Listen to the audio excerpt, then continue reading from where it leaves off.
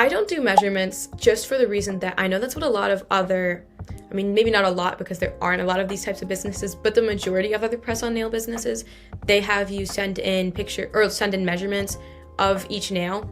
I find that just because sometimes people don't know exactly how to measure, that's not perfect. And also, what a lot of companies will do is they'll use those measurements and give it a tolerance.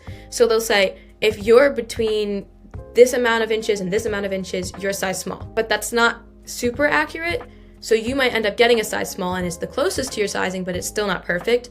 And with that can not only come pain, because if it's too small, it's hard to force on, but also it pops off a lot easier if it's not the right size. What I do is I ask the customers to send in 2 pictures of their hand.